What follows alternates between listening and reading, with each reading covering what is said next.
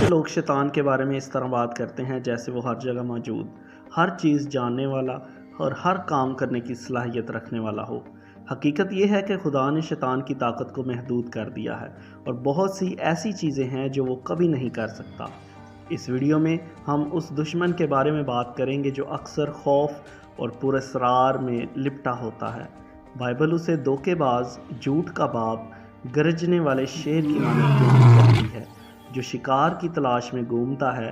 لیکن یاد رکھیں، جتنا بھی شیطان طاقتور اور چالاک ہو، کچھ چیزیں ایسی ہیں جو وہ کبھی نہیں کر سکتا کیونکہ خدا نے اس پر حدود مقرر کر رکھی ہیں۔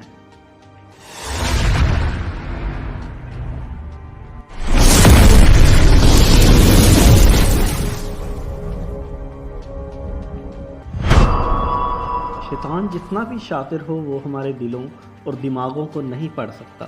وہ ہماری حرکات اور الفاظ سے اندازہ تو لگا سکتا ہے لیکن وہ براہ راست ہمارے خیالات تک رسائی نہیں رکھتا۔ یہ قدرت صرف خدا کے پاس ہے۔ سلاطین 8 باب اور اس کی 39 میں سلیمان دعا کرتے ہیں کیونکہ تو ہی اکیلا سب بنی آدم کے دلوں کو جانتا ہے۔ یہی وجہ ہے کہ دعا اتنی طاقتور ہے۔ جب ہم خدا سے راز و نیاز کرتے ہیں تو ہمیں یقین ہوتا ہے کہ وہ ہمیں مکمل طور پر سمجھتا ہے۔ شیطان صرف وسوسے ڈال سکتا ہے لیکن اگر ہم اپنے خیالات کو خدا کے کلام پر مذکور رکھیں تو وہ ہمیں متاثر نہیں کر سکتا۔ شیطان ایک مخلوق ہے اور اس کا علم محدود ہے۔ صرف خدا ہی ماضی، حال اور مستقبل کو جانتا ہے۔ یسایہ اس کی 46 باب اور 9 آیت میں خدا فرماتا ہے، میں خدا ہوں اور میرے سوا کوئی نہیں، میں ابتدا سے انجام کی خبر دیتا ہوں۔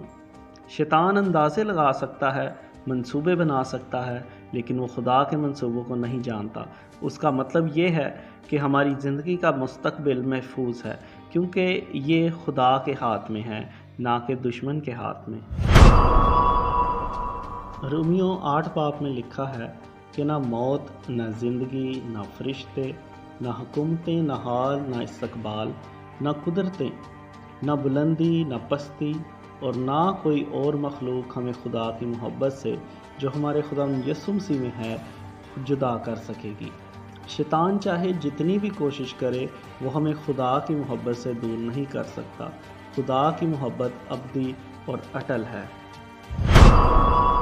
شیطان کا کام صرف بگاڑ، تباہی اور گمراہی پھیلانا ہے، لیکن زندگی دینا خدا کا کام ہے۔ یوحنا کی انجیل اس کے 10 باب میں یسوع فرماتے ہیں، چور یعنی کہ شیطان صرف چرانے، قتل کرنے اور ہلاک کرنے آتا ہے۔ میں آیا کہ وہ زندگی پائیں اور کثرت سے پائیں۔ خدا ہی واحد خالق ہے اور شیطان تخلیق کی نقل تو کر سکتا ہے لیکن وہ زندگی پیدا نہیں کر سکتا۔ شیطان وسوسے ڈال سکتا ہے، آزمائش میں ڈال سکتا ہے، لیکن وہ کسی کو زبردستی گناہ کرنے پر مجبور نہیں کر سکتا۔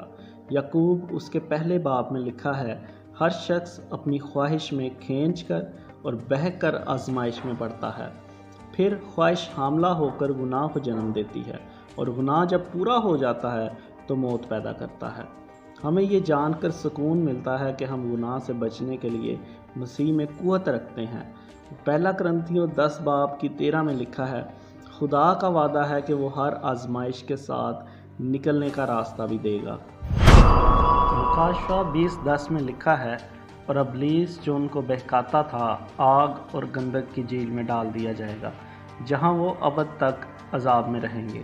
شیطان کی شکست طے شدہ ہے۔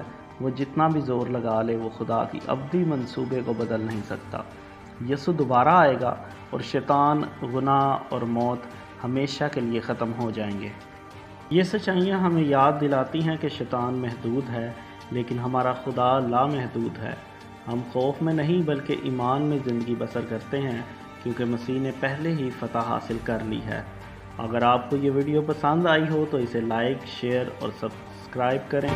خدا آپ کو برکت دے۔